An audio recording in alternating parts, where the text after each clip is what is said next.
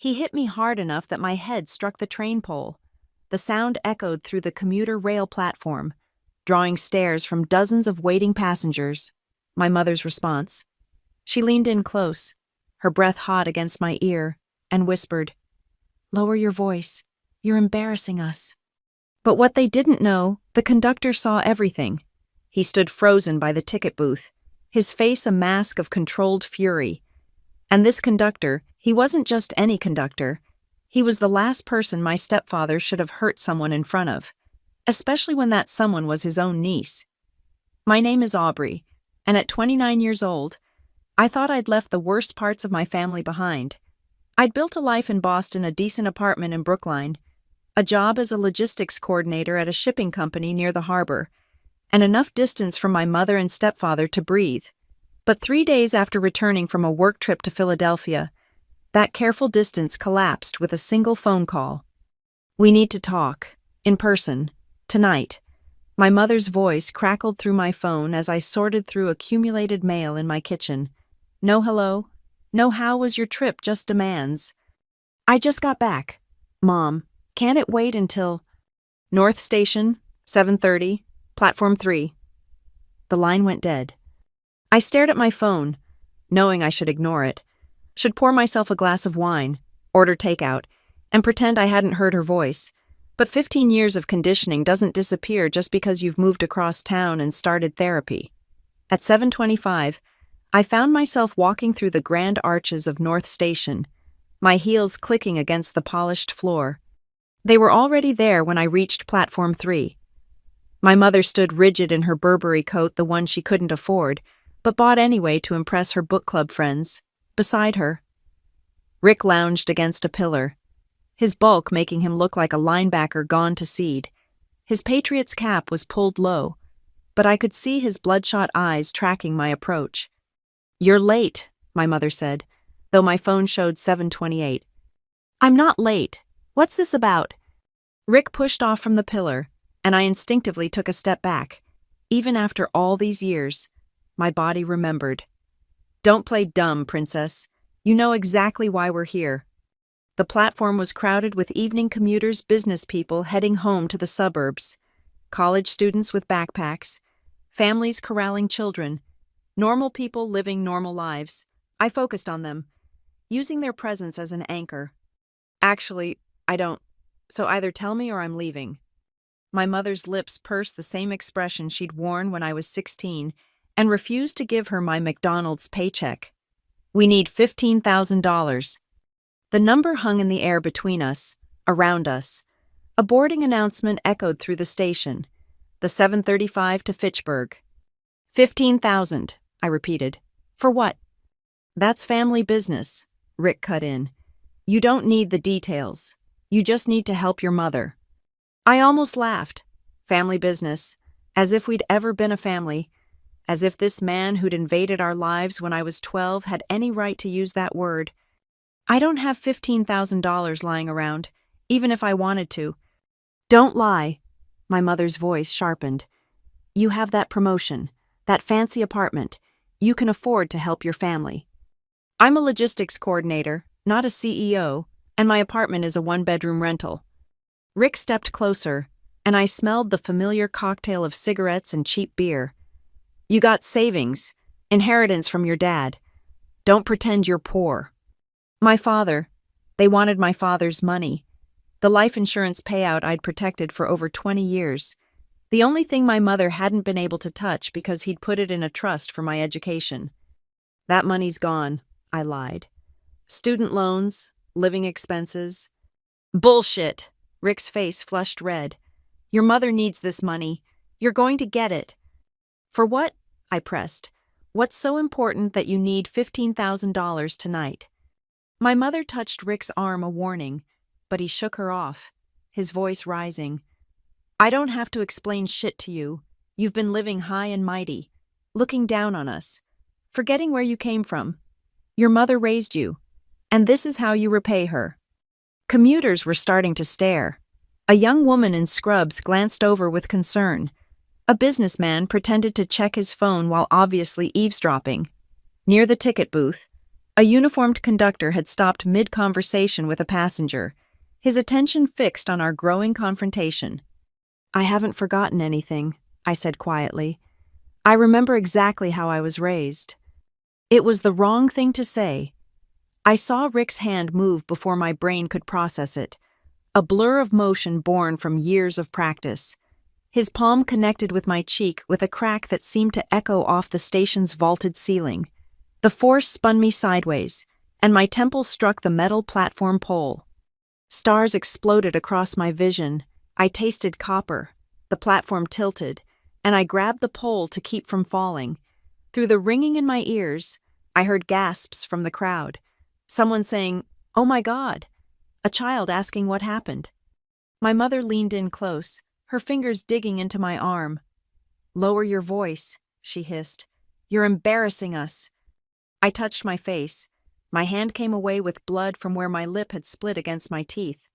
Around us, some commuters had frozen in shock. Others hurried past, unwilling to get involved. The businessman had his phone out recording or calling 911, I couldn't tell. But it was the conductor I noticed most. He'd abandoned his position entirely, striding across the platform with purpose. His face was a professional mask, but his hands were clenched into fists at his sides. Something about his gait seemed familiar, triggering a memory I couldn't quite grasp.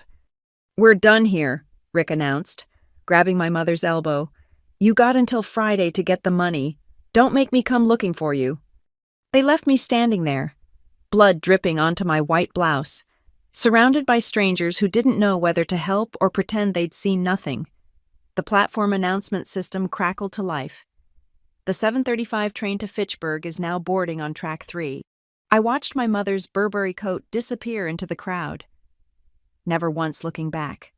She'd gotten what she came for, not money, but a reminder that I was still that scared teenager in their house, still someone they could hurt when they wanted something. The conductor appeared at my elbow, producing a packet of tissues from his pocket. "Miss, are you all right? Should I call the police?" I accepted the tissues, pressing them to my split lip. When I looked up to thank him, our eyes met, and that nagging familiarity crystallized into recognition. But it couldn't be. He was older now, silver threading through hair that had once been dark, lines carved around eyes I'd last seen 17 years ago. He wore a name tag that read Nathan, but I knew that face. "I'm fine," I lied, the same lie I'd told 100 times before. It was just a misunderstanding. He studied me for a long moment, and I saw the exact second he recognized me too. His professional mask slipped, revealing something raw underneath. "Aubrey." I nodded, unable to speak.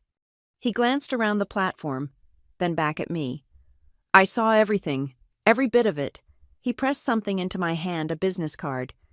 "When you're ready to stop calling it a misunderstanding, you call me. We have a lot to talk about."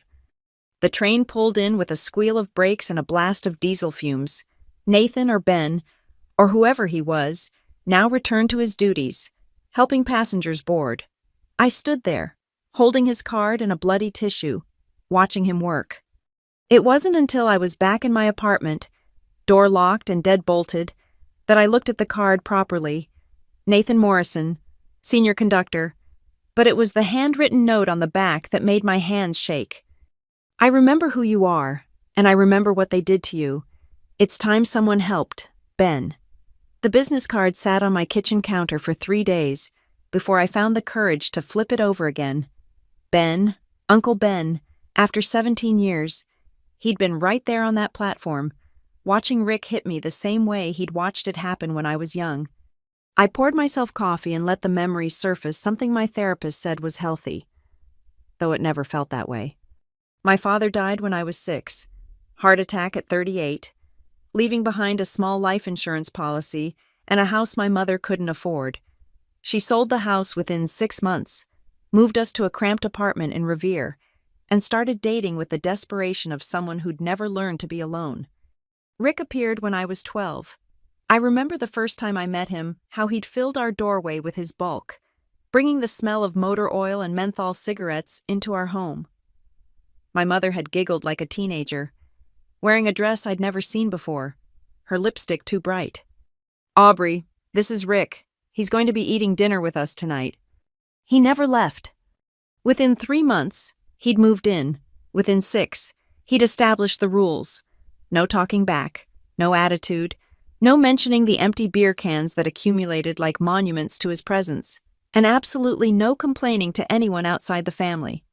"What happens in this house stays in this house," my mother would say, usually while covering a bruise with concealer. People wouldn't understand. The first time Rick raised his hand to me, I was 14. I'd forgotten to wash his truck, one of my assigned chores that had somehow become my responsibility. He didn't hit me that time, just grabbed my wrist hard enough to leave marks and held it over the kitchen stove's lit burner. "You forget again, and we'll see how well you can do chores with bandages." My mother had been in the next room. She must have heard my gasp, seen the marks later.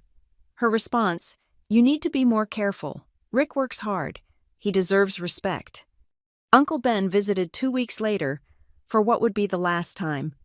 My father's brother. The conductor who'd sometimes take me on short train rides when I was little, teaching me to read the schedule boards and punch tickets. He noticed the fading bruises on my wrist immediately. "What happened there, kiddo?" I'd glanced at my mother, who stood in the doorway like a prison guard. "I fell, grabbed the wrong thing trying to catch myself." Ben didn't buy it. I could see it in his eyes. The way they hardened as he looked between me and my mother. He tried talking to her privately, voices rising in the backyard while Rick was at work. I pressed my ear to the window, catching fragments. Not safe, needs help, obligation to protect. My mother's response was ice cold. "You have no idea what it's like being a single mother. Don't you dare judge me. Rick is good to us. Aubrey's just clumsy, always has been." Ben left that day and never came back. My mother told people he'd shown his true colors, that he was jealous of her happiness, trying to break up our family. She cut off contact with my father's entire side of the family, claiming they were toxic influences. I was alone. The worst incident happened when I was 16. I'd saved money from my part-time job at McDonald's to buy a used laptop for school. When Rick found out I had secret money, he exploded. I made the mistake of standing my ground, telling him it was mine, that I'd earned it. The push sent me backwards down the basement stairs. 13 steps. I counted them on the way down, my body hitting each one. The concussion kept me out of school for a week. The official story, I'd tripped carrying laundry. Aubrey's always been accident-prone, my mother told the school counselor who called to check. She tries to do too much at once. The counselor must have had suspicions because she asked to speak with me directly, but with my mother hovering nearby. What could I say? I stuck to the story, hating myself for the lie, but hating my mother more for making it necessary. I learned to be invisible, straight A's, but not so perfect that I drew attention. Part-time job, but always turning over half my paycheck to help with household expenses. College applications hidden like contraband. Essays written at the public library. When I got into Boston University with a partial scholarship, my mother acted like I'd betrayed her. "After everything I've sacrificed for you," she'd sobbed, "you're just going to abandon us." Rick was more direct. "You think you're better than us? Think college makes you special? You'll come crawling back when you realize what the real world's like." But I didn't crawl back. I worked 3 jobs, lived on ramen and determination, and graduated with a degree in supply chain management. Every holiday, every birthday, every guilt trip phone call, I held my ground. I'd escaped. Or so I thought. Now, sitting in my kitchen with Uncle Ben's card in my hand, I realized I'd never really escaped at all. I'd just learned to manage the distance, like keeping a wild animal at arm's length, but they still had their claws in me. Still knew exactly which buttons to push to make me show up on that platform. The trust fund my father left, the one thing my mother couldn't touch, sat in my investment account. Grown from $50,000 to nearly $200,000. Through careful management and compound interest, it was my safety net, my fuck you money, my promise to myself that I'd never be trapped again. And now they wanted it. My phone buzzed. A text from my mother. "Friday, Aubrey, Don't make this harder than it needs to be. I deleted it without responding and picked up Ben's card again. 17 years ago. He'd tried to help and been shut out. But I wasn't 14 anymore. I wasn't trapped in their house, dependent on their approval or afraid of their retaliation. Well, not as afraid. My reflection in the kitchen window showed the bruise blooming across my cheek, purple and green like a sick watercolor painting. My split lip had scabbed over, but it pulled whenever I tried to smile.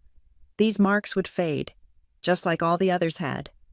But maybe this time, I wouldn't let them fade into nothing. Maybe this time, I'd stop protecting the people who'd never protected me. I picked up my phone and dialed the number on the card.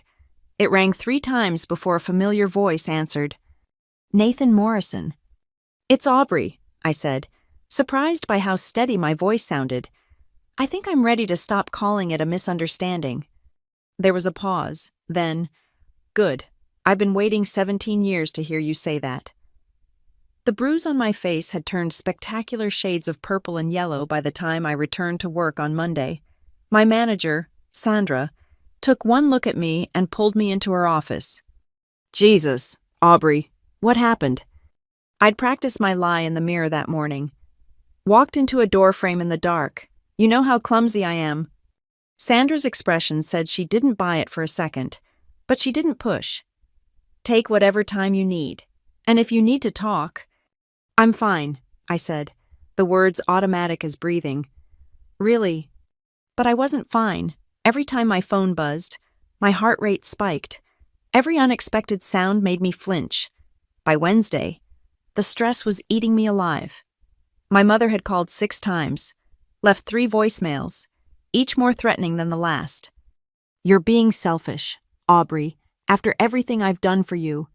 Rick is getting impatient. You know how he gets. Friday, Aubrey, don't test us. I'd agreed to meet Ben after work on Thursday, the day before their deadline. We chose a coffee shop in Cambridge, far from anywhere my mother or Rick might appear. I arrived early, selecting a corner table with clear sightlines to both entrances, old habits ingrained too deep to break. Ben walked in exactly on time, still wearing his conductor's uniform. He'd aged well, I thought, though the years showed in the lines around his eyes and the gray in his hair. He spotted me immediately, and something shifted in his expression, relief mixed with old regret. You look just like your father, he said as he sat down. Same stubborn chin. Is that why you changed your name to avoid any connection to us? He stirred sugar into his coffee, taking his time. I changed it because your mother threatened to file a restraining order if I tried to contact you again, said I was harassing her family, making false accusations. Nathan Morrison could work for the MBTA without triggering any alerts. Ben Walker couldn't. You've been here all along working the trains. 15 years. Started on the freight lines, worked my way up to passenger service. I kept hoping I'd see you someday, that you'd gotten out. He paused. When I saw you on that platform, when I saw him hit you, it was like being transported back 17 years. I touched my face unconsciously. The bruise was fading, but the memory wouldn't. Tell me about Friday, Ben said. What happens if you don't give them the money? Rick happens, I said simply. He'll show up at my work, my apartment. He'll make scenes until I'm too embarrassed to refuse, or worse. Or worse, Ben repeated. Aubrey, you know this isn't about money, right? It's never been about money. I knew. Of course I knew. It was about control, about reminding me that I'd never really be free of them, that no matter how far I ran or how much I accomplished, I was still that scared teenager in their house. My mother texted me this morning, I said, pulling out my phone. Wanna see? The message was typical mom. Don't make me choose between you and Rick. You know I'll choose him. I always have. Ben read it twice, his jaw tightening. She actually put that in writing. She's not subtle, never has been. This is evidence, Aubrey, documentation. Has she sent others like this? I scrolled through my phone, showing him the greatest hits, the guilt trips, the threats, the casual cruelty wrapped in maternal concern. I'd saved them all, though I couldn't say why. Maybe some part of me always knew this day would come. What about the incident at the station? Ben asked. You said people were recording. I don't know. Maybe. There were witnesses. But I shrugged. You know how it is. People don't want to get involved. I'm involved, Ben said firmly. I've got 17 years of regret for not pushing harder when you were a kid. I'm not making that mistake again. He reached into his bag and pulled out a folder. I've been doing some research since Monday. Did you know Rick has 2 restraining orders from previous relationships, both for domestic violence? I stared at the papers he spread on the table. Police reports, court documents, a mugshot from 2002 that my mother must have paid to make disappear. How did you... I've got a friend in the Boston PD. Another one in the courthouse. 17 years is a long time to build connections. He pointed to one document. This is from his ex-wife. Says he broke her orbital bone. Sound familiar? My hand went to my cheekbone, remembering other impacts, other threats. There's more, Ben continued. Your mother's been using your social security number, credit cards, utility accounts. My friend ran a check you've got accounts you don't even know about. The coffee shop suddenly felt too small, too public. She wouldn't. She would, and she did. It's all here. Identity theft, fraud, assault. This isn't just about getting rid of them. Aubrey, this is about protecting yourself from what they've already done. I felt something crack inside me. Some last wall of denial crumbling. They weren't just toxic, they were criminal. And I'd been enabling them with my silence. What do I do? The question came out smaller than I'd intended. First, you don't give them any money on Friday. Not a cent. Second, we file a police report about the assault. I'm a witness, and there's video from the station cameras I already checked. Third, we get you a lawyer and start unwinding the financial mess. They'll come after me. Let them try, Ben said. You've got resources now. You've got me. You've got evidence. You're not 14 anymore. Kiddo. Kiddo. The nickname unlocked something in my chest. A grief I'd been carrying for 17 years. This was what family was supposed to be, someone who showed up, who fought for you, who didn't make excuses for the people hurting you. Why, I asked, why do all this for me now? Ben's eyes went distant. Your father was my best friend, not just my brother. When he died, I promised I'd look out for you. I failed. Your mother shut me out, and I let her because it was easier than fighting. I told myself you'd be okay, that I was overreacting. He met my gaze again. I've regretted that every day since. This is my chance to keep my promise, even if it's 17 years late. My phone buzzed. Another text from my mother. Rick's asking about his money. Don't disappoint us. His money, I said, showing Ben. It's already his in her mind. Good. Let her keep thinking that. The more confident they are, the sloppier they'll be. He gathered the papers back into the folder and slid it across to me. Take these home, read everything, call me with any questions, and Aubrey, whatever happens Friday, you don't face it alone. I left the coffee shop feeling something I hadn't experienced in years. Hope. Not the fragile kind I'd nursed through college, always waiting for the other shoe to drop. This was different, solid, backed by evidence and allies, and the strange, powerful feeling of finally saying enough. That night, I went through the folder page by page. Each document was another nail in the coffin of my mother's fiction, the loving parent, the sacrificing mother, the victim of an ungrateful daughter.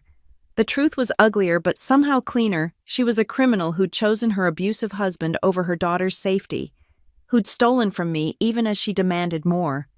Friday morning arrived gray and drizzling, fitting weather for what felt like a funeral. I dressed carefully, professional blazer, minimal makeup that didn't hide the fading bruise. If they wanted to see what they'd done, let them see it. My phone rang at 9 a.m. sharp. My mother's voice was honey-sweet, the tone she used when she wanted something. Good morning, sweetheart. I hope you've had time to think about family loyalty. I have, I said, surprising myself with how steady I sounded. I've thought about it a lot. Good. Then you'll meet us at... I'm not giving you any money, Mom. Not today. Not ever. The silence stretched so long I wondered if she'd hung up. Then, in a voice like breaking glass. "You ungrateful little bitch. After everything I ended the call and blocked her number. Then I blocked Rick's. My hands shook, but my resolve didn't waver. 17 years of conditioning screamed that I was making a mistake, that family was everything, that I owed them my silence if not my compliance. But Ben was right. I wasn't 14 anymore. And this time, I wouldn't be silent. The call came at 10:47 p.m., just as I was getting ready for bed. Unknown number, against my better judgment. I answered. "Aubrey, it's Ben. I'm at Mass General. Your mother's here." My stomach dropped. "What happened?" "Car accident. She's okay, minor injuries, but she's been asking for you. The thing is," he paused, "she's alone. Rick never showed up." I sat down on my bed, processing this. "Why are you there?" "I've been keeping tabs on them since our coffee meeting. When I heard the call come over the emergency scanner, I came to see if you needed support." "Aubrey. She's telling the nurses that her daughter abandoned her, that she has no one." The old guilt tried to surface, but I pushed it down. "That's her choice. Ben, she chose Rick. She said so herself." "I know, but I thought you should know. Also," another pause, "the police want to talk to her. Apparently, there was alcohol involved, and she wasn't driving her own car." The pieces clicked. She was driving Rick's truck. Rental car, actually, in his name, which is interesting, considering he reported it stolen 3 hours ago. I stood up, pacing my small bedroom. "He's setting her up." "Looks like it. The rentals, the credit fraud in your name. I'm betting it was all her doing, but under his direction, now that you won't pay, he's cutting her loose." It was so perfectly Rick. Let my mother take all the risks while he kept his hands clean. And when things went south, throw her under the bus and walk away. "Has she figured it out yet?" I asked. "If she has, she's not admitting it. She keeps saying there must be some mistake, that Rick would never—" Ben's voice held a mixture of pity and frustration. "Aubrey, I think this is our opening." "What do you mean?" "She's vulnerable right now, confused, maybe ready to finally see Rick for what he is. If you could talk to her—" "No." The word came out harder than I intended. "I'm done trying to save her from her own choices." But even as I said it, I was already reaching for my car keys. Some habits die harder than others. Mass General at midnight felt like entering another world. Fluorescent lights, antiseptic smell, the controlled chaos of the emergency department. I found Ben in the waiting room, looking tired but alert in his civilian clothes. "She's in Bay 12, he said. "The police just left. They're charging her with driving under the influence and possession of a stolen vehicle." Jesus. "It gets worse. They found drugs in the car. Not hers, I'm guessing. But try proving that." We walked through the emergency department together. Through the curtain of Bay 12, I could see my mother propped up in bed, a bandage on her forehead, her designer clothes replaced with a hospital gown. She looked smaller somehow, older. For the first time in years, she looked vulnerable. She saw me and her face crumpled. "Aubrey, oh, thank God. There's been a terrible mistake. Rick's not answering his phone, and these people are saying—" "I know what they're saying." I stayed by the curtain, not moving closer. "Where's Rick? Mom?" "I don't know. We had a fight after you." She swallowed. "After you refused to help. He said he needed time to think. He left me at a hotel and said he'd be back." Ben pulled out his phone, showing me something he'd found. Rick's Facebook status from 2 hours ago. "Sometimes you gotta cut the dead weight and move on. Phoenix, here I come." I showed it to my mother, watched her face as she read it once, twice, 3 times. "No," she whispered. "He wouldn't. We're getting married.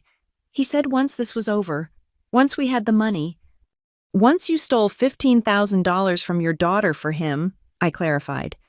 "Then what, he'd suddenly become the man you've been pretending he is for 17 years. Her face hardened, the familiar mask sliding back into place.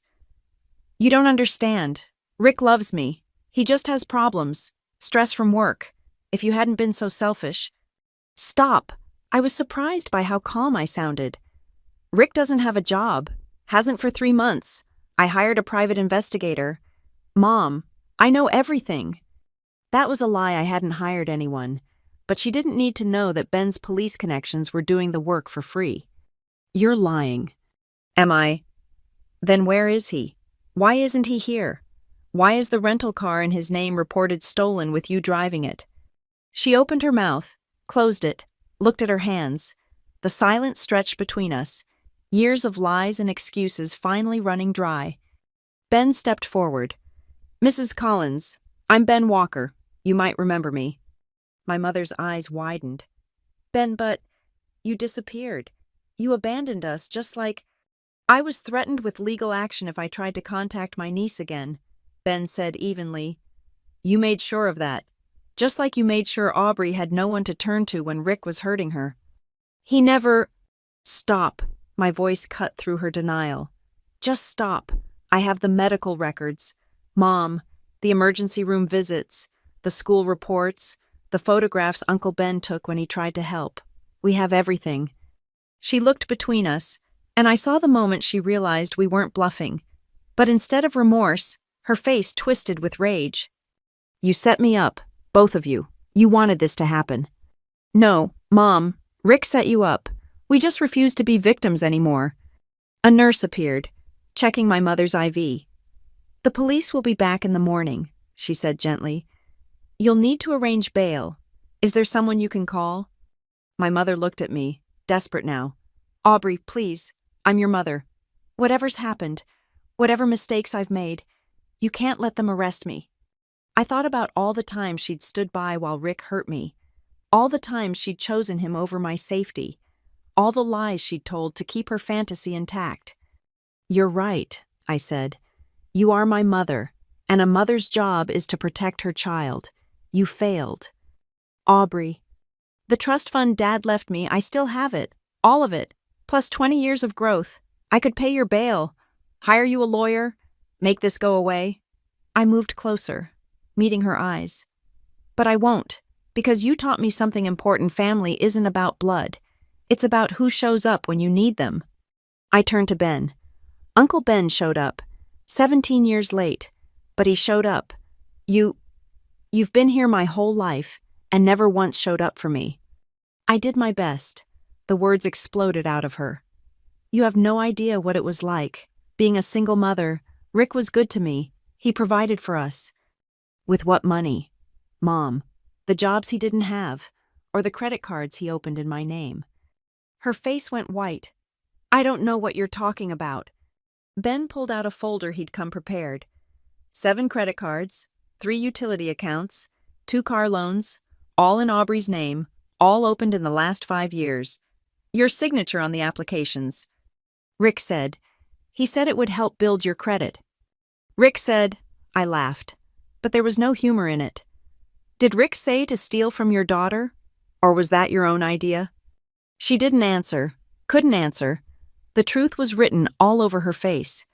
Here's what's going to happen, I said, surprised by how steady my voice was. You're going to face the charges: DUI, stolen vehicle, identity theft, fraud. You're going to tell the truth about Rick, where he is, what he's done, everything, and then you're going to leave me alone, forever. You can't do this to me. I'm your mother. You're right. You are my mother, and that's why this hurts so much. I pulled out my phone, showing her the screens I'd captured. 2 restraining orders against Rick, police reports from his ex-wife, hospital records from when I was 14, 16, 17. You knew, you always knew, and you chose him anyway. The fight went out of her then, like air from a punctured balloon. She sank back against the pillows, looking every one of her 53 years. He said he loved me, she whispered. He said we were a family. We were never a family, Mom. We were his victims. The only difference is, I got out. I turned to leave, but her voice stopped me. What am I supposed to do now? I looked back at the woman who'd given birth to me, but had never really been my mother. The same thing I did when I was 18. Figure it out on your own. Outside the hospital, the night air felt clean and sharp. Ben walked me to my car. Neither of us speaking until we reached it. You did good, kiddo, he said finally. Your dad would be proud. Would he? I leaned against my car, suddenly exhausted. I just put my mother in jail. No. Rick put her in jail. She put herself in jail. You just stopped enabling them. He squeezed my shoulder. It's going to be hard for a while. The guilt, the second guessing. But you did the right thing. I knew he was right, but knowing and feeling were two different things. As I drove home through the empty streets, I thought about the 18-year-old girl who'd left home with nothing but determination and a need to survive. She'd built a life, career, identity, all while carrying the weight of her past like invisible chains. Tonight, I'd finally set down that weight. It didn't feel like freedom yet. It felt like grief. But maybe that was the first step. The detective's name was Maria Santos, and she had the kind of eyes that had seen too much, but still held compassion. We sat in a small interview room at the police station, the fluorescent lights harsh against the beige walls. Ben sat beside me, a steady presence I was still getting used to having. Your mother is cooperating, Detective Santos said, sliding a folder across the table. She's provided quite a bit of information about Rick Morrison, whose real name, by the way, is Richard Morse. I shouldn't have been surprised that even his name was a lie, but somehow I was... He's got warrants in Arizona and Nevada, she continued. Fraud, assault, domestic violence. Your mother was his latest mark, though I suspect you already knew that. I knew he was dangerous, I said. I didn't know the extent. Santos opened the folder, revealing photographs, police reports, court documents, a trail of broken women across 3 states, each one thinking they'd found love, each one left devastated financially, emotionally, physically. This one, Santos pointed to a photograph of a woman with a black eye, is from 2018. Phoenix. She owned a small business, had good credit. Within a year of meeting Richard, she was bankrupt and in the hospital. Ben's hand clenched on the table. How does someone like that keep getting away with it? They're smart about it, Santos replied. Never stay too long in one place. Always make sure the women are too embarrassed or frightened to press charges. Use their names for everything, so when it falls apart, they take the blame. Like my mother, I said. Like your mother, except this time, we have something we didn't have before. Santos looked at me directly. We have a witness willing to testify about long-term abuse. We have documentation going back years, and we have your mother's cooperation, however reluctant. I thought about my mother in her cell, finally facing the truth about the man she'd chosen over her own daughter. Part of me felt vindicated. A larger part just felt empty. What do you need from me? I asked. Everything. Every incident you remember. Every threat. Every time money went missing. We're building a RICO case racketeering. Richard wasn't just an abusive boyfriend. He was running a con. And your mother was both victim and accomplice. For the next 3 hours, I talked. The words came easier than I'd expected, like lancing a wound that had festered for years. Ben occasionally added details from what he'd witnessed, and Santos recorded it all with professional efficiency. The credit card's in my name, I said. How bad is it? Santos pulled out another sheet. 7 cards. Total debt of approximately $43,000. 2 car loans totaling $67,000. Various utility accounts in arrears. Your mother was thorough. The numbers hit me like physical blows. My perfect credit. Years of careful financial planning. Destroyed by the woman who'd given birth to me. Can any of it be recovered? Ben asked. With documentation proving identity theft. Most of it, but it'll take time. Lawyers, patience. Santos looked at me with something like sympathy. I'm sorry this happened to you. No one deserves this. Especially from family. Family. The word felt foreign now, like clothes that no longer fit.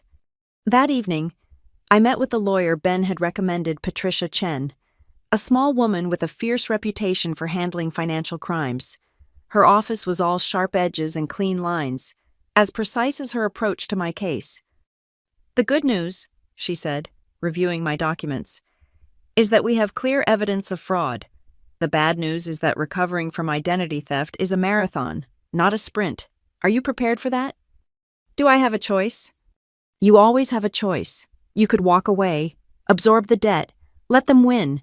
She studied me over her glasses. But something tells me you're not the walking away type. She was right. The girl who'd hidden bruises and made excuses was gone. In her place sat someone I was still getting to know, someone who fought back. What's our first move? I asked. Freeze everything, every account, every card. Then we start disputing charges, filing reports, rebuilding your financial identity from scratch. It's going to be invasive and exhausting. And my mother? Patricia's expression didn't change. She's looking at significant jail time, identity theft, fraud, DUI, possession. With her cooperation against Richard, maybe 5 to 7 years. Without it, possibly 10. 10 years. My mother could spend the next decade in prison because she'd chosen a con artist over her own daughter. There's something else, Patricia said. Your father's trust fund. We need to secure it immediately, if your mother knows about it. She knows. She's always known. It's what she was after at the train station. Then we move it today. New accounts, new passwords, everything locked down tight. Patricia slid papers across for me to sign. I've seen too many cases where desperate people do desperate things. As I signed my name over and over, each signature felt like drawing a line in the sand. This is mine. This is protected. This is no longer accessible to those who would hurt me. My phone buzzed a number I didn't recognize. Against my better judgment, I answered. You fucking bitch, Rick's voice, rough with rage and what sounded like cheap whiskey. You destroyed everything. I hit the speaker button so Patricia could hear. She immediately started recording. Rick, or should I say Richard Howe's Phoenix. A pause. You think you're smart. You think you've won your mother's in jail because of you. You did that. No, Richard, she's in jail because she committed crimes. For you. She knew what she was doing. Greedy bitch always wanted more than I could give. Patricia scribbled something on a pad. Keep him talking. Is that why you're running? I asked. Because she wanted too much. Or because the police in 3 states want to talk to you. You don't know shit. I know about Phoenix, about the woman who owned the bakery, about Las Vegas and the teacher. Should I keep going? The silence stretched so long I thought he'd hung up. Then, your mother deserved better than an ungrateful cunt like you. My mother deserved better than a con artist who used her and threw her away. But you're right about one thing, she made her choice, and now she's living with it. This isn't over. Yes, it is. You're done, Richard. No more women to con. No more families to destroy. The police know who you are, what you've done, every state you run to. They'll be waiting. He started to speak, but I cut him off. And Richard, if you come near me, if you even think about coming back to Boston, I'll be ready. I'm not 14 anymore. I'm not scared anymore. And I have resources you can't even imagine. I hung up before he could respond. My hands were shaking, but my voice had been steady. Patricia looked at me with something like approval. Well done. That recording just became evidence. Threats, admission of knowledge about the crimes, consciousness of guilt. You just helped nail your own case shut. That night, I sat in my apartment, my safe space, my sanctuary, and tried to process everything. In less than a week, my carefully constructed life had exploded. My mother was in jail. My stepfather was on the run. My credit was destroyed. My family secrets were evidence in multiple criminal cases. And yet, for the first time in 17 years, I could breathe. My phone rang. Ben. Hey, kiddo. Just checking in. How are you holding up? I paused, really thinking about it. I'm okay. Tired. Overwhelmed. But okay. That's normal. You've been in survival mode for so long. Your body doesn't know how to process safety yet. Safety. Such a simple word for something I'd never really had. Ben. Why didn't you give up after 17 years? Why keep looking for me? I could hear him thinking, choosing his words. Guilt, partly. Love, mostly. You were this bright, funny kid who loved trains and terrible jokes. Then I watched that light dim every time I visited. When your mother cut me off, I told myself you'd be okay, that I was overreacting, but I never stopped wondering, never stopped hoping I'd get a chance to make it right. You can't fix the past. No, but I can be here for the future, if you'll let me. I thought about family, about blood versus choice, about the uncle who'd become Nathan Morrison just to stay close enough to help if the chance ever came. I'd like that, I said, and meant it. After we hung up, I pulled out the folder Patricia had given me. Forms to fill out, affidavits to sign, a long list of agencies to contact, the work of rebuilding what my mother and Rick had destroyed, but also the work of building something new, something that was entirely mine, protected by more than silence and distance, protected by truth, by law, by my own willingness to fight. I picked up a pen and began. The forensic accountant's name was David Kim, and his office looked like a paper explosion had occurred. Boxes of documents lined the walls, and his desk was buried under spreadsheets that told the story of my financial destruction. The good news, he said, adjusting his glasses, is that they were sloppy. The bad news is that they were consistently sloppy for 5 years. I sat across from him with Patricia, my lawyer, and Ben, who'd insisted on coming for moral support. The numbers David presented made my stomach turn. Let's start with the credit cards. David pulled up a spreadsheet on his monitor.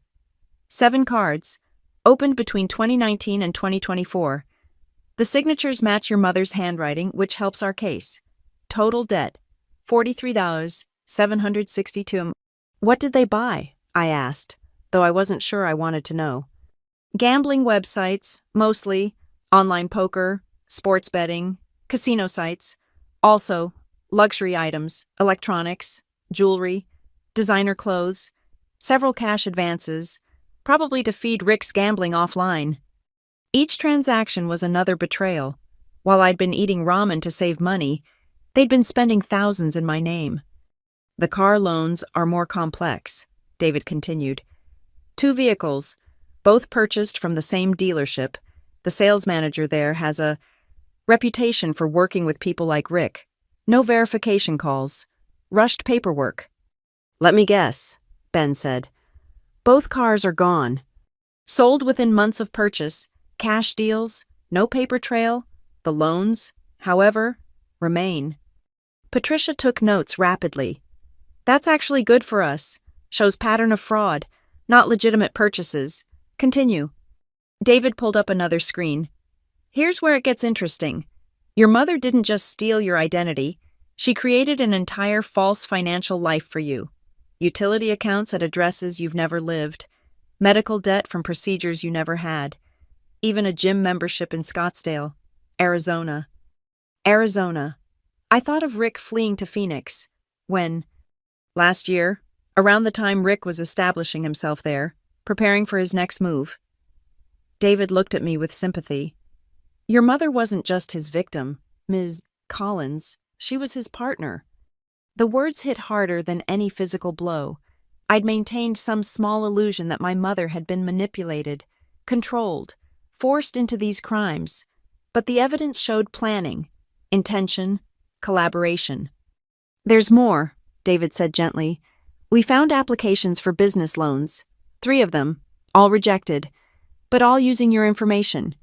They were trying to get bigger money. The trust fund, I realized. When the loans didn't work, they came for the trust fund.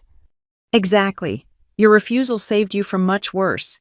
If they'd gotten that $15,000, it would have been gone in days, and they'd have come back for more. Patricia leaned forward. David, what's our recovery timeline? With full cooperation from authorities and clear evidence of fraud, 6 months to a year for the credit cards. The car loans will take longer. We'll need to prove you never had possession of the vehicles. The medical debt should be easiest to dispute. And my credit score? David winced. Currently 423 with work. We can get it back to respectable within 2 years. Good within 3?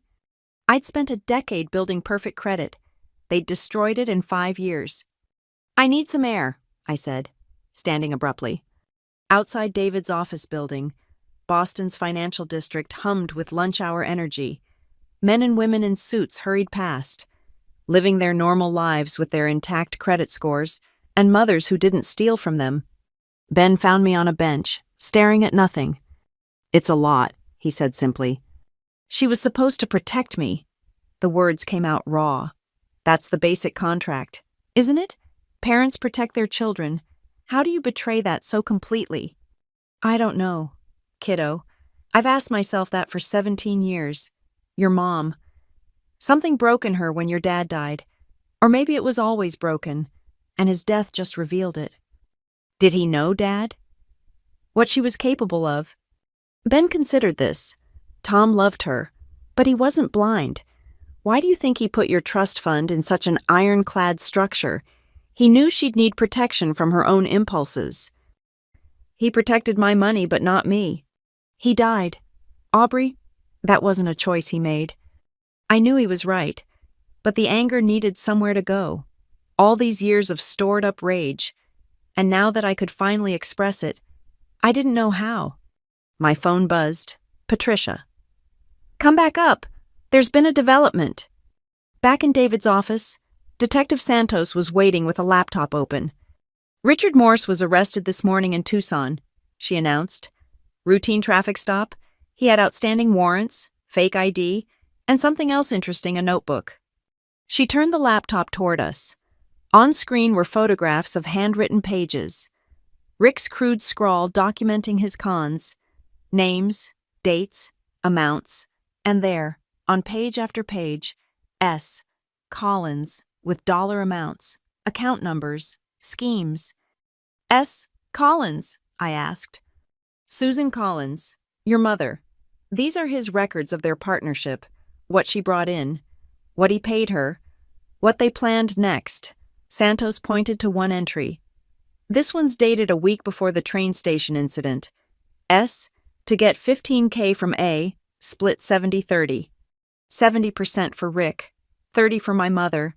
She was going to betray me for $4,500.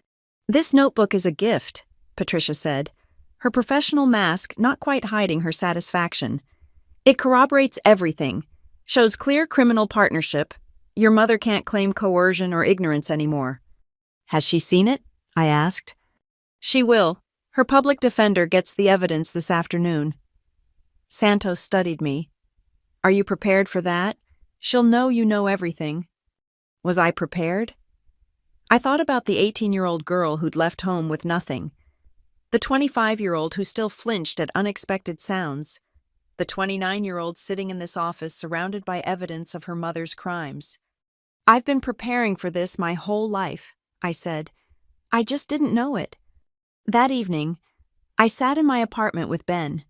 Chinese takeout containers spread between us on the coffee table. He'd started coming by regularly, these quiet dinners becoming an unexpected comfort. "Tell me about my dad," I said suddenly. "The real stuff, not the sanitized memories." Ben smiled. "Tom was brilliant but scattered. He'd start 5 projects, finish maybe 2. Drove your mom crazy. Actually, she was always the organized one, the planner." He paused. "Maybe that's why she fell for Rick's schemes. She'd always been the one making plans. Just not good ones." "No, not good ones." He picked at his low mane. "Tom worried about you. You know, even when you were tiny. He'd say you were too sensitive for this world, that you felt things too deeply." He was right. He was wrong. That sensitivity. It's what saved you. You knew something was wrong in that house. You protected yourself the only way you could by leaving, by building boundaries. A less sensitive kid might have been destroyed. I thought about that, about the ways trauma could forge strength or shatter it entirely, about the thin line between survival and destruction. My phone rang. Unknown number, but local. I almost didn't answer. Then did. "Aubrey.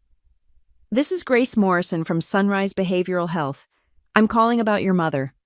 My chest tightened. "Is she okay?" She's asking for you. She's been placed on suicide watch, and she's requesting contact. Now, you're under no obligation." "Mental health check," I cut in. "She received some difficult news today regarding her case. She's safe, being monitored, but she's quite distressed. She gave us your number as her emergency contact." I looked at Ben, who'd heard enough to understand. He shook his head slightly, not telling me no, just expressing his opinion. "I can't," I said finally. "I'm sorry, but I can't be her emergency contact. She has a public defender who can help arrange appropriate support." "I understand. If you change your mind." "I won't." I hung up and set the phone aside, my hands surprisingly steady. "That was hard," Ben observed. "Yes, but not as hard as I thought it would be." I picked up my chopsticks again. "She's not my responsibility anymore. Maybe she never should have been." "You were a child. Children aren't responsible for their parents' well-being." Tell that to every kid with an alcoholic parent, an abusive parent, a mentally ill parent. We all think we can save them if we're just good enough, quiet enough, perfect enough. But we can't. No, we can't. Later that night, I pulled out my laptop and began making lists. New bank accounts to open, credit monitoring services to install, security measures to implement. The work of rebuilding felt overwhelming, but also strangely liberating. Every form filled out, every account secured, was another brick in the wall between my new life and my old one. I thought about my mother in her cell, under constant supervision, finally confronting the weight of her own actions. A part of me felt the pull of guilt, tempted to question my choice to stay away. But Patricia had cautioned me about moments like this. "Abusers often escalate when they lose control," she'd said. "Suicide threats, medical emergencies, sudden revelations of love, all tactics to pull you back in. Stay strong." I was trying, but strength, I was learning, wasn't the absence of doubt. It was continuing forward despite it. My phone buzzed with a text from an unknown number. I almost deleted it, then saw the preview. "This is Susan Collins." Against every instinct, I opened it. "This is Susan Collins using the counselor's phone. They let me send one message. I'm sorry. For everything. Rick's notebook showed me what I became. I chose him over you every time. And now I've lost everything. You deserved better. Don't come see me. Build your life. Be happy. That's all I want now." I read it 3 times, looking for the manipulation, the guilt trip, the hook. But maybe, just maybe, it was simply the truth. Too little, too late, but still the truth. I deleted the message and blocked the number. Tomorrow, I'd continue the work of rebuilding. Tonight, I'd simply be grateful for Chinese food, an uncle who'd waited 17 years to help, and the strange, painful freedom of finally letting go. 3 weeks passed in a blur of legal documents, police interviews, and the mundane work of untangling my life from my mother's crimes. I'd established a new routine: mornings at Patricia's office, afternoons at work trying to maintain normalcy, evenings with David Kim tracking down every fraudulent account. Then the call came on a Tuesday morning.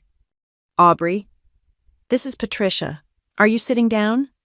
My stomach clenched. "What now?" "It's not bad news. Well, not exactly. Your mother wants to make a deal. Full cooperation against Rick in exchange for reduced sentences, but there's a condition." "Of course there is." "She wants to transfer the deed to your childhood home to you, the house in Revere. Apparently, she never sold it." I nearly dropped my coffee. "That's impossible. She told me she sold it when I was 7. We moved because she couldn't afford it." "She lied. She's been renting it out for 22 years, collecting income you never knew about. It's worth approximately $400,000 in today's market." I sat down hard on my couch. Another lie, another betrayal, but also my father's house, the home I barely remembered except in fragments: his laugh in the kitchen, bedtime stories in a room with blue walls, a swing set in the backyard. "Why now?" I asked. "Her lawyer says it's an attempt at restitution. The rental income over the years roughly equals what she stole from you. She wants to sign it over free and clear. And in exchange, you provide a victim impact statement supporting her cooperation. Not forgiveness, not reconciliation, just acknowledgement that she's trying to make amends." I thought of that house, of the memories buried there. I need to see it first. That afternoon, Ben drove me to Revere. The neighborhood had changed, gentrification creeping in from the edges. Old triple-deckers renovated into condos. But there it was, the small Cape Cod on Prescott Street, painted yellow now instead of the white I remembered. "You okay?" Ben asked as we parked. "I don't know." The current tenants weren't home. Patricia had arranged for the property manager to let us in. As the door opened, smell hit me first, not the same as my childhood, but something underneath the fresh paint in other people's lives. The bones of the house, maybe, my history. The layout was achingly familiar. Living room to the left, kitchen straight ahead, stairs to the right. I moved through rooms like a ghost, seeing shadows of furniture long gone, hearing echoes of a life erased. In the kitchen, I found it marks on the doorframe, height measurements, my name in my father's handwriting. Aubrey, age 4. Aubrey, age 5. They'd painted over them, but the grooves remained. Proof I'd once been measured, tracked, loved. "She kept this from me," I said, running my fingers over the marks. "All these years, she kept this from me." Ben stood quietly beside me, letting me process. Upstairs, the small bedroom that had been mine was now an office, but the closet door still stuck in the same place, still required the same lift and pull motion I somehow remembered. Inside, on the highest shelf, something caught my eye. A small cardboard box, pushed far back, forgotten. Inside photographs, my father and me at the beach, my first day of kindergarten, Christmas morning with a bike I'd forgotten I'd owned, and at the bottom, a letter in my father's handwriting. "My dear Aubrey," it began, "if you're reading this, something has happened to me." I sank to the floor, Ben crouching beside me as I read my father's words. He'd written about his hopes for me, his fears about leaving me, his love that would outlast his life, and at the end, "Be strong, my girl. But more than that, be kind, even when the world isn't kind to you." "He knew," I whispered. "He knew he might die young. He tried to prepare." "He loved you," Ben said simply. "That's what I remember most about Tom, how much he loved you." We spent another hour in the house, me trying to reconcile the home I remembered with the asset my mother had hidden. 22 years of rental income, 22 years of lying to me about losing the house to bankruptcy. As we left, I made my decision. "I'll take the deal," I told Patricia over the phone, "but I have conditions." The meeting was arranged for that Friday. A small conference room in the Suffolk County Jail. My mother in orange jumpsuit and handcuffs, looking older than her 53 years. "Aubrey," she said, her voice cracking. "Thank you for coming." I didn't respond to that, just slid the papers across the table. "These are my terms. The house transfers to me immediately, all rental income documentation provided to my accountant, full disclosure of any other hidden assets, and you testify against Rick without reservation." She nodded quickly. "Yes, all of it, yes." "Why?" I asked, needing to understand. "Why keep the house? Why lie about it?" She looked down at her hands. "At first, I told myself it was insurance, something for your future. But then Rick found out about it, and it became just another income stream. I lost track of what was meant for you and what was ours." "It was never yours," I said flatly. "Dad left it to both of us, but it was meant to be my home." I know that now." She met my eyes, and I saw something I'd rarely seen before: genuine remorse. "Rick's gone. The FBI found him in Mexico. Did they tell you? He's fighting extradition, but they have him." "Good." "He had 3 other women, 3 other families he was working." Her voice broke completely. "I wasn't special. I was just the one who lasted longest, who gave him the most." I felt no satisfaction in her pain, but no sympathy either, just a tired kind of resolution. "Sign the papers," I said. "Do what you've agreed to do. That's all I need from you. Will you ever forgive me?" I thought about that, really considered it. I don't know. Maybe someday I'll forgive the woman who lost her husband and made terrible choices. But the mother who chose a predator over her daughter's safety, who stole from me while I struggled, who made me feel crazy for remembering the truth. I don't think I can forgive her. She signed the papers with shaking hands. As her lawyer notarized them, she spoke again. I'm getting help, real help, therapy, addiction counseling, everything. I know it's too late for us, but maybe, I agreed. Focus on yourself. Figure out who you are without a man to define you. That's all you can do now. I stood to leave, but she called out. The swing set, in the backyard. Tom built it for your 4th birthday. It might still be there. I nodded and left without looking back. 2 weeks later, I stood in the backyard of my childhood home, watching a contractor examine the old swing set. It was weathered but solid, built with my father's characteristic over-engineering. Can it be restored? I asked.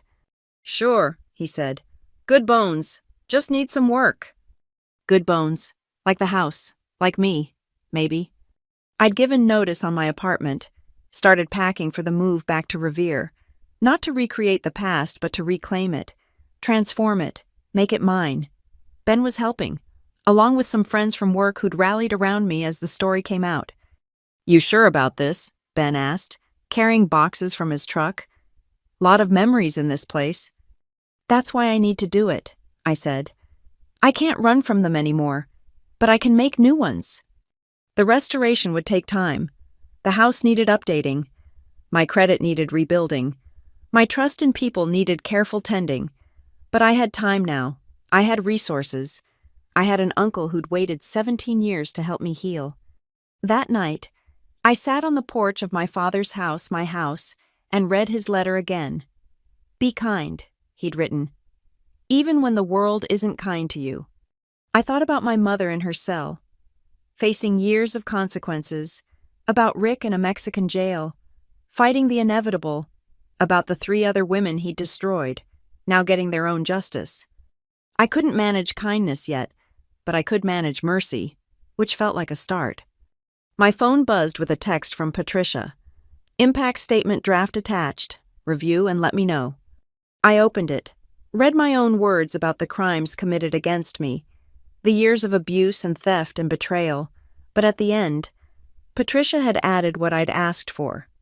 Susan Collins' cooperation has been essential to stopping Richard Morse from harming others. While I cannot forgive the choices she made, I recognize her efforts to prevent others from suffering as I did. It wasn't forgiveness, it wasn't reconciliation, but it was truth, and that felt like enough. I signed the statement and sent it back, then sat in the gathering darkness of my reclaimed home. Tomorrow, contractors would start the renovation. My life would continue its slow rebuild, but tonight, I simply sat where my father had once pushed me on a swing, where my mother had once been a different person, where I'd once been safe. The world hadn't been kind, but I was still here, still standing, still capable of choosing something better than what I'd been given. And maybe that was the greatest revenge of all. The video was grainy but clear enough. Security footage from North Station, timestamp showing 7:31 p.m. 3 months ago. I watched myself get slapped, watched my head hit the pole, watched my mother lean in with her poisonous whisper, but what the camera captured that I'd missed in the moment was the crowd's reaction, the collective gasp, the phones coming out, the security guard starting forward before Rick and my mother fled. This is our smoking gun, Patricia said, pausing the footage. Combined with Nathan Morrison's testimony and the additional witnesses we've located, Richard Morse doesn't stand a chance. We were in her office preparing for the trial. Rick had been extradited 2 weeks ago. His Mexican hideout raided after he'd tried to run the same con on a local widow. Now he sat in Suffolk County Jail, represented by a public defender who looked perpetually overwhelmed. The other women want to testify, Patricia continued. All 3 of them. They formed a support group. Actually, started calling themselves Rick's Refugees. That's darkly funny, I admitted. Humor helps. You might want to consider joining them. After this is over. After this is over. The phrase felt foreign. The chaos, the legal battles, the constant anxiety had become my normal. What would after even look like? Detective Santos knocked and entered. Good news and bad news. Good news, the forensic audit is complete. We can prove systematic fraud going back 6 years. Bad news, Richard's lawyer is trying to pin everything on your mother. Of course he is, I muttered. It won't work, Patricia said firmly. We have his notebook, his history, the previous restraining orders.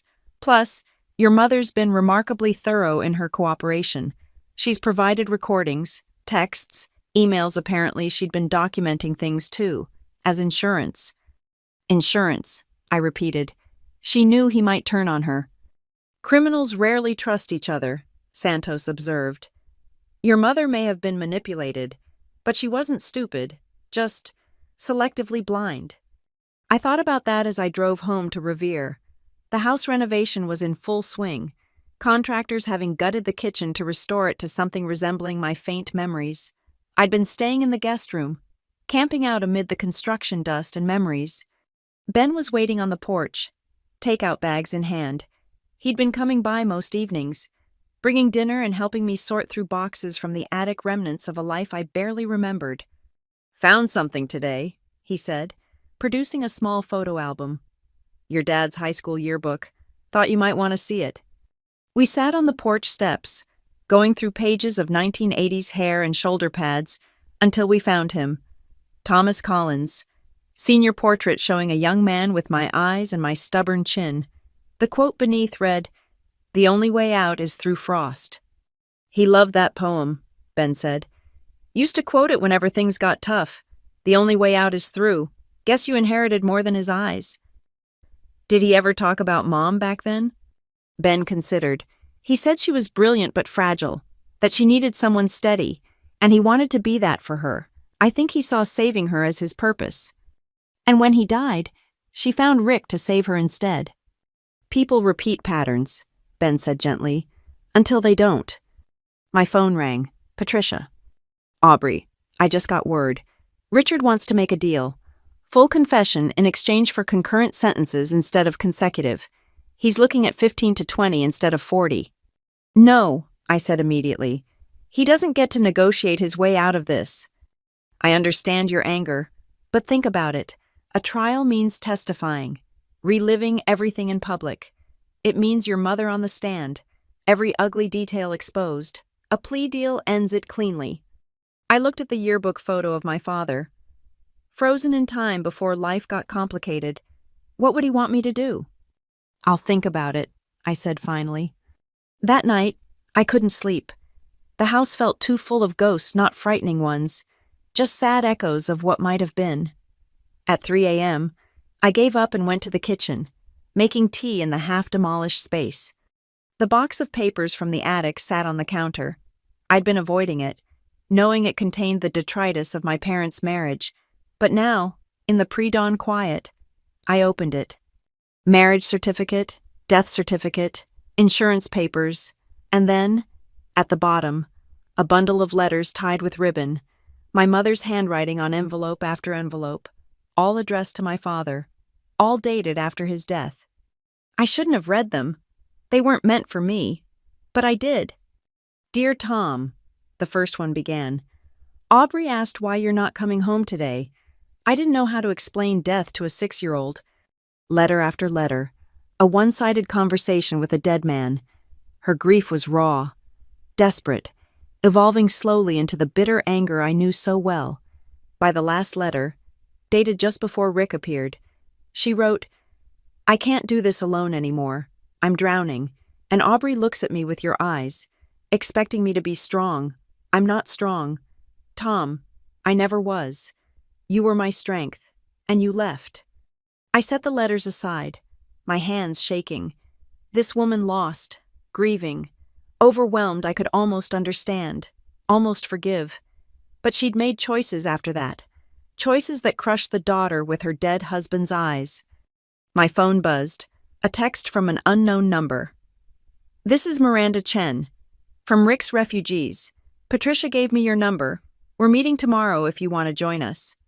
I stared at the text, then at the letters, then at the half-demolished kitchen where my height had been measured with love. The only way out is through. Yes, I texted back. I'll be there. The next evening, I walked into a community center in Somerville, following signs to Conference Room B. 4 women sat around a table, coffee and cookies between them like armor against hard truths. "You must be Aubrey," said an Asian woman about my age. "I'm Miranda. This is Jennifer, Rosa, and Diane. We're all members of a club nobody wants to join." "Rick's survivors," Jennifer added. She was older, maybe 50, with tired eyes. Though I prefer to think of us as the women who brought him down. They made space for me, poured coffee, and waited. Slowly, I told my story, not just Rick, but my mother. The years of grooming me to accept abuse as normal. They nodded at familiar points, winced at others. "The mothers are almost worse than the men," Rosa said quietly. "My mom knew my ex was hitting me, said I needed to learn to keep him calm." "Mine said it was my fault for gaining weight after the baby," Diane added. "That I'd driven him to it." We talked for 2 hours, sharing war stories and small victories. Miranda had successfully pressed charges. Jennifer had gotten a restraining order that stuck. Rosa had started a nonprofit for abuse survivors. Diane had written a book. "What's your victory?" Miranda asked me. I thought about it. I got my house back, my father's house, and I'm learning the difference between family and relatives. "That's a big one," Jennifer said. "Blood doesn't mean safe." As I drove home, I felt something shifting. These women had survived Rick at different times, in different ways, but we shared a common truth: we'd gotten out. We'd rebuilt. We were more than what had been done to us. At home, I found Ben waiting again, this time with a bottle of wine and 2 glasses. "Thought you might need this," he said. "How was the group?" "Hard, good, both." I accepted the glass gratefully. "I'm going to take the plea deal." He nodded, unsurprised. "What changed your mind?"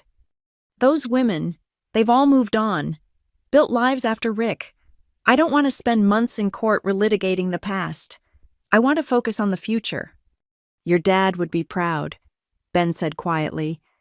"You found your way through." We sat on the porch, watching the stars appear over Revere. Tomorrow, I'd call Patricia and accept the deal. Rick would go to prison for 15 years minimum. My mother would serve 5 to 7. The house renovation would continue. My credit would slowly rebuild. But tonight, I sat with my chosen family, an uncle who'd waited 17 years to help, a home that remembered love, and the knowledge that I'd survived what was meant to break me. "The only way out is through," I murmured. "What's that?" Ben asked. "Something Dad used to say. I'm beginning to understand what he meant." As the night deepened, I felt the weight of 3 months' worth of revelations, confrontations, and legal battles settling into something like acceptance. Not forgiveness that might never come, not forgetting the scars were too deep, but acceptance that this was my story, messy and painful, and ultimately mine to write. Inside, the kitchen waited for its rebirth. Upstairs, boxes of memories waited to be sorted. In prison, 2 people who'd shaped my life through their choices waited for their sentences. And I waited for nothing. The waiting was over. The real work, the building of a life free from their shadows, had already begun. The courtroom was smaller than I'd imagined. No dramatic gallery, no imposing judge's bench like on TV, just a functional room where lives were dissected and justice was portioned out in years and months. I sat in the witness section with Ben, Patricia on my other side, across the aisle. Rick sat in an orange jumpsuit, looking smaller than I remembered. Prison had deflated him somehow, revealed the pathetic core beneath the bluster. His public defender, a young man who looked fresh from law school, shuffled papers nervously. My mother wasn't here. She'd already been sentenced 2 weeks ago, 6 years with possibility of parole in 4, contingent on continued cooperation. I hadn't attended her hearing. "All rise," the bailiff called, the Honorable Judge Margaret Walsh presiding. Judge Walsh was in her 60s, with silver hair and eyes that had seen too much. She reviewed the plea agreement while the courtroom held its breath. "Mr. Morse," she began, "you've agreed to plead guilty to 14 counts of fraud, 3 counts of identity theft, 4 counts of domestic violence, and 1 count of assault and battery. Is this correct?" "Yes, Your Honor." His voice was smaller, too, stripped of its usual arrogance. "And you understand that by accepting this plea, you waive your right to trial?" "Yes." Patricia had prepared me for this moment, but hearing him admit guilt still hit differently than I'd expected. All those years of gaslighting, of being told I was dramatic, oversensitive, lying, and here he was, finally admitting the truth. "I'd like to hear from the victims," Judge Walsh said. "Ms. Collins." I stood on legs that felt disconnected from my body. The victim impact statement was in my hand, carefully prepared, but when I reached the podium, I set it aside. "Your Honor," I began, surprised by how steady my voice sounded. "I was 12 when Richard Morse entered my life.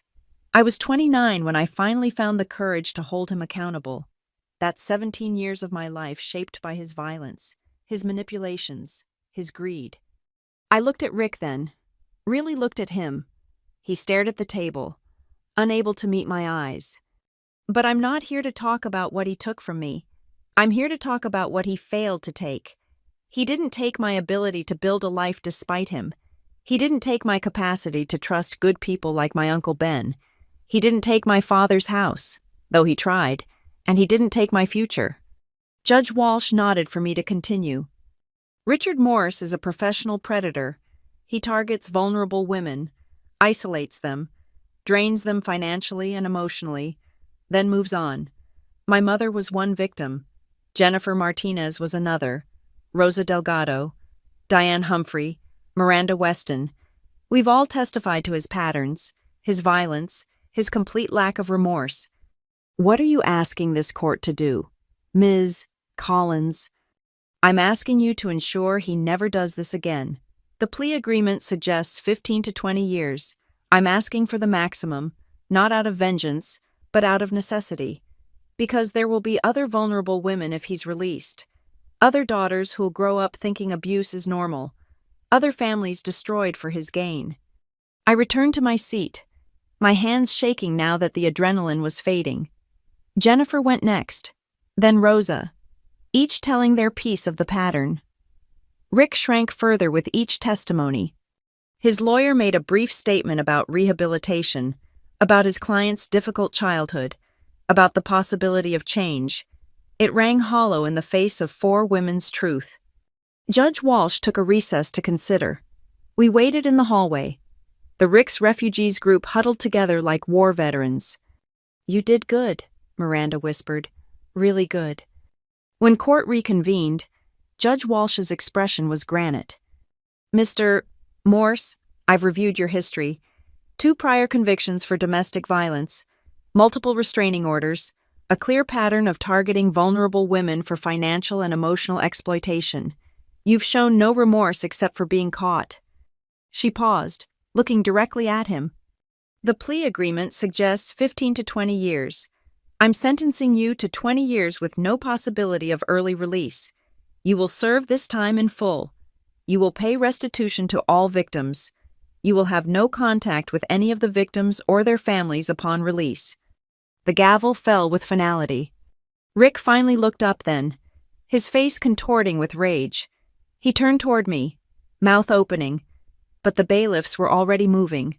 Whatever poison he wanted to spew died unspoken as they hauled him away. "It's over," Patricia said quietly. "It's really over." But it wasn't, not quite.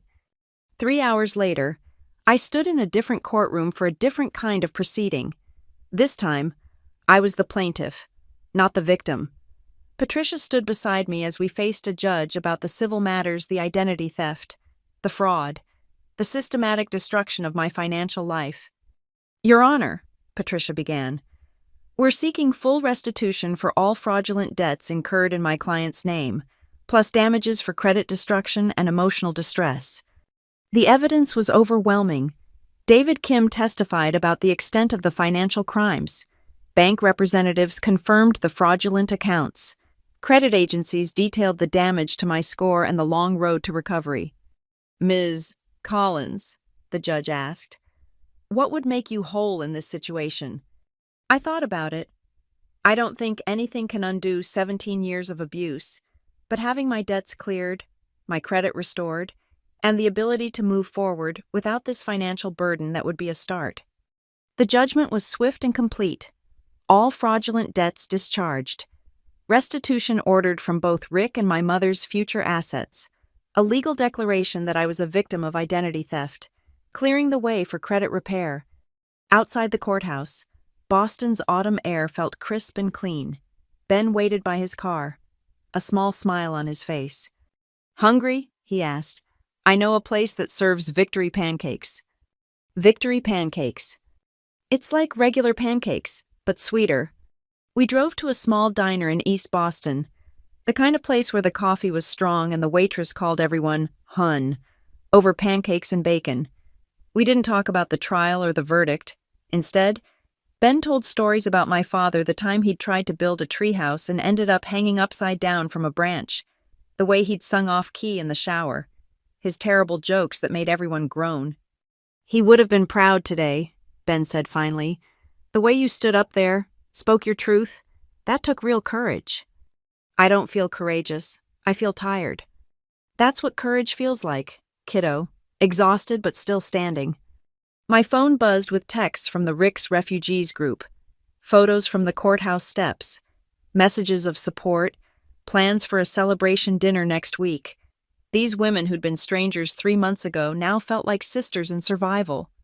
That evening, I returned to my father's house, to find the kitchen renovation complete. The contractors had left a bottle of champagne on the new granite counter with a note. "Heard the good news. Enjoy your fresh start. Mike and crew." I opened the champagne alone, pouring a glass and raising it to the empty room. "To fresh starts," I said aloud. "To survival. To the only way out being through." The house felt different now, not haunted by the past but ready for the future. Tomorrow, the rest of the renovation would continue. I'd start the process of credit repair, of rebuilding my professional reputation after months of legal chaos. I'd attend my first official Rick's Refugees meeting as a full member, no longer in crisis, but in recovery. But tonight, I sat in my new kitchen, in my reclaimed home, and felt something I hadn't experienced in 17 years safe, truly, completely safe. My phone rang, an unknown number, but I recognized the prison exchange. "This is a collect call from Suffolk County Correctional Facility. Will you accept?" For a moment, I considered it. One last conversation. One last chance for, what closure, understanding. An apology that would actually mean something. "No," I said firmly. "I will not accept." I hung up and blocked the number. Then I poured another glass of champagne and went out to the backyard, where my father's rebuilt swing set stood ready for the children. I might have someday children who would never know a home where violence was normal, where love came with conditions, where safety was negotiable. The stars were bright over Revere, and somewhere in the distance, a train whistle blew the sound that had started this journey when Uncle Ben, disguised as Nathan Morrison, had witnessed the moment I finally began fighting back. 20 years in prison, 6 years for my mother, 0 years left of carrying their burden. The numbers felt like poetry, like justice, like the turning of a page I'd been afraid to turn for far too long. Inside, my laptop waited with emails from Patricia about next steps, from David Kim about financial recovery, from my boss about returning to work full-time. The business of rebuilding awaited. But for now, I swung gently in the autumn night, in the backyard of my childhood, finally and completely free. The train pulled into North Station at 7:31 p.m., exactly 1 year after everything changed. I stood on platform 3 not because I needed to catch a train, but because I needed to close a circle. Ben stood beside me in his conductor's uniform, now officially back to using his real name. The identity of Nathan Morrison had been retired once Rick was safely behind bars. He'd even gotten a promotion supervisor of the Northern Lines, a position that let him help other employees who might be escaping their own Rick Morses. "You sure about this?" he asked. "I'm sure." The platform bustled with evening commuters, the same anonymous crowd that had witnessed my humiliation a year ago. But I wasn't the same woman who'd been slapped into a pole. My hair was shorter now, professional but edgy. My clothes fit better. Amazing what happened when you weren't spending half your energy on hypervigilance. And my face. My face showed no bruises, no fear, no apology for existing. "Excuse me." A young woman approached hesitantly. "Are you Aubrey Collins? From the article?" The Boston Globe had run a feature story about Rick's conviction and the network of women who'd brought him down. My picture had been on the front page of the Metro section. "I am," I said. "I just wanted to say thank you. My ex-boyfriend. He was like that. Reading about what you all did gave me the courage to leave." She shifted nervously. "Is it really possible to rebuild after—" I thought about the past year. The house renovation was complete, transformed from a monument to loss into a home full of light. My credit score had climbed back to 650. Not perfect, but respectable. The logistics company had promoted me to regional manager. My boss impressed by how I'd handled crisis. The Rick's Refugees had become an official nonprofit, helping other women navigate the legal system. "Yes," I told her. "It's hard. Some days are harder than others, but it's possible." She thanked me and hurried away, hope replacing some of the fear in her eyes. Ben smiled. "Look at you, changing lives." "We changed lives," I corrected. "All of us together." A text buzzed on my phone. Miranda. "Still coming to dinner, you have news." The Rick's Refugees met monthly now, no longer for crisis management but for celebration. Jennifer had started dating again. Rosa's nonprofit had received a major grant. Diane's book had hit the bestseller list. And Miranda was pregnant. Building the family Rick had tried to convince her she didn't deserve. "Go," Ben said. "I've got to actually work this shift, but Sunday dinner is still on." Wouldn't miss it. Sunday dinners at my house had become tradition. Ben would cook. Turns out he'd inherited our family's culinary skills, while I provided the space and the wine. Sometimes the other women joined us. Sometimes it was just us, the uncle and niece rebuilding a relationship that had been stolen by lies. I took one last look around Platform 3. The pole I'd hit was still there, unremarkable metal that had witnessed my lowest moment. But it was just a pole. The platform was just concrete. The station was just a building. They had no power over me anymore. The drive to Cambridge was smooth, autumn painting the trees in shades of fire. I parked outside the restaurant where the women waited, visible through the window, laughing at something Rosa had said. My phone rang as I walked toward them, a number I didn't recognize. "Aubrey Collins." "Yes." "This is Sarah Wellington from the Massachusetts Bar Association. I'm calling about your nomination for the Victims' Rights Advocate Award. Congratulations, you've been selected as this year's recipient." I stopped walking, processing this. Patricia must have nominated me. "Ms. Collins, are you there?" "Yes, sorry. I'm just surprised. Thank you." "The ceremony is next month. You'll be speaking about your experience and the importance of victim support networks. Will you accept?" "Yes," I said, finding my voice. "Yes, I accept." Through the window, Miranda spotted me and waved excitedly. I ended the call and joined my chosen family, sliding into the booth they'd saved for me. "What's the news?" I asked. "We got approved." Rosa beamed. "The state approved our application. Rick's Refugees is officially a recognized victim advocacy organization. We can apply for grants, offer official support services, maybe even open a shelter someday." "That's amazing." I felt tears prick my eyes, the good kind. The kind I'd learned were okay to show. "And," Jennifer added, "we've been contacted by women in 3 other states. They want to start chapters. We're going national. Baby." We toasted with water and wine. 5 women who'd been broken by the same man but had refused to stay broken. Our laughter filled the restaurant, no longer bitter but genuine. "I have news too," I said, and told them about the award. Another round of celebration. More tears, more joy wrung from the ashes of our trauma. Later, as we walked to our cars, Diane pulled me aside. "I wanted to thank you," she said quietly, "for going first, for being brave when the rest of us couldn't be." We all went first in our own ways, I replied. You wrote the book. Rosa started the nonprofit. We all fought back. But you faced your mother too. That's a different kind of courage. I thought about my mother, serving her sentence upstate. She wrote me letters I didn't open. Sent them anyway. Maybe someday I'd read them.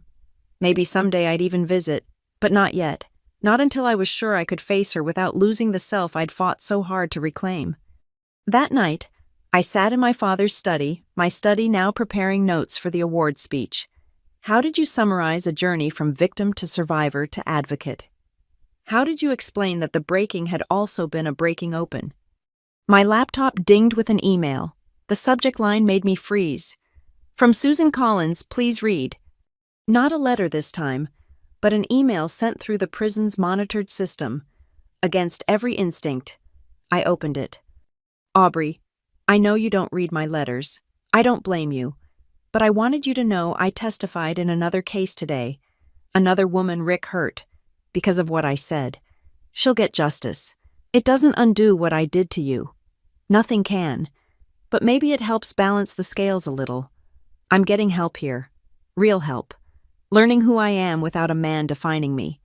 Like you said, I hope someday you can forgive me. But if you can't, I understand. I love you. I've always loved you. I just forgot how to show it properly. Mom. I closed the email, sat with it for a while. Then I opened a new document and began writing my speech. The only way out is through, I typed. My father taught me that, though I didn't understand it until I was forced to live it. When we're trapped in abuse, we think there are only two options, endure or escape, but there's a third way through the fear, through the legal system, through the pain of confronting those who hurt us, through the long work of rebuilding. The words flowed, truth distilled from pain into something useful, something that might help others find their own way through. Outside, a train whistle blew in the distance, but it no longer sounded like a warning or an ending. Now it sounded like what it had always been, a machine carrying people from where they were to where they needed to be. I was already where I needed to be. Home, safe, surrounded by chosen family, building a life that honored both the girl who'd been hurt and the woman who'd survived. The speech could wait until tomorrow, tonight. I opened a bottle of wine, put on music, and danced alone in my kitchen. Not because I was celebrating anything specific, but because I could. Because joy was a choice I got to make now. Because the train had left the station, and I wasn't on it. I was home. Thank you for listening to my story. I'd love to know where you're listening from. Please leave a comment and share your thoughts. If this story resonated with you, please subscribe to the channel and hit the like button. And if you want more people to hear this story, please hit the hype button to help it reach those who might need to hear it. Your support means everything.